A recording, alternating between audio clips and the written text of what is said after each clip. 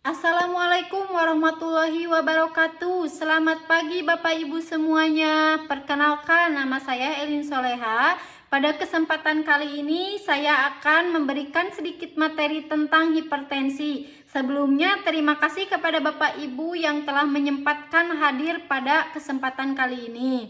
Nah, dimulai dari pengertian hipertensi. Apa sih hipertensi itu? Ada yang tahu Bapak Ibu?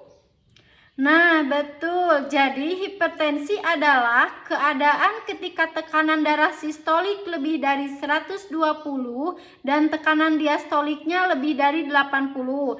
Hipertensi sering menyebabkan perubahan pada pembuluh darah yang dapat mengakibatkan semakin tingginya tekanan darah. Tekanan darah adalah kekuatan yang diberikan oleh sirkulasi darah terhadap dinding arteri tubuh, yaitu pembuluh darah utama dalam tubuh. Tekanan ini tergantung pada resistensi pembuluh darah dan seberapa jantung bekerja. Jadi, semakin banyak darah yang dipompa jantung dan semakin sempit arteri, sehingga semakin tinggi tekanan darah. Nah, faktor risiko yang mempengaruhi hipertensi itu apa sih penyebabnya? Penyebabnya yang pertama keturunan, kemudian konsumsi garam yang berlebih, kegemukan, stres, merokok, mengkonsumsi alkohol, dan kurangnya berolahraga. Terus selanjutnya tanda dan gejala hipertensi. Apa sih tanda dan gejalanya? Hipertensi itu Bapak Ibu sering disebut pembunuh gelap atau pembunuh diam-diam karena termasuk penyakit yang mematikan tanpa disertai gejala-gejalanya sebagai peringatan. Adapun gejala hipertensi yang muncul dianggap sebagai gangguan biasa, penderita juga mengabaikan dan terkesan tidak merasakan apapun atau berprasangka dalam keadaan sehat, sehingga penderita terlambat dan tidak mengetahui dirinya mengidap hipertensi.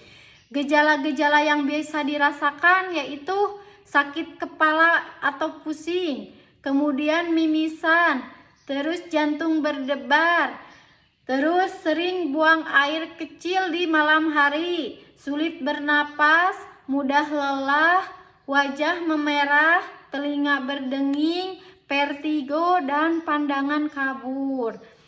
Kemudian jika hipertensi tidak dicegah, maka akan menimbulkan komplikasi Bapak Ibu. Berikut komplikasi hipertensi itu bisa menyebabkan kolesterol tinggi, diabetes mellitus, mendengkur, gejala jantung dan ginjal, dan penyakit stroke. Maka dari itu kita lakukan pencegahan dan perawatan hipertensi.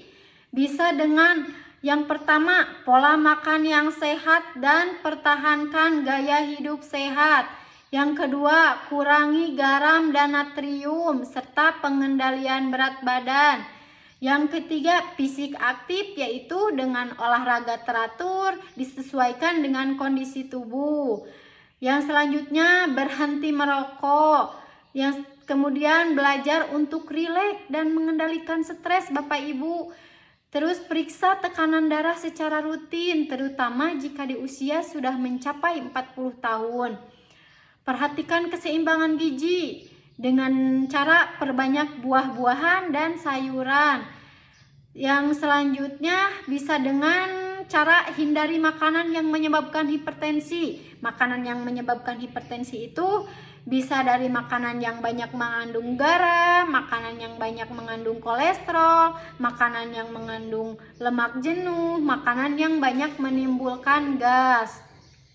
Nah, Bapak Ibu, kesimpulannya hipertensi adalah kondisi medis kronis di mana terjadi peningkatan tekanan darah secara tidak normal dan terus-menerus di dalam pembuluh darah arteri.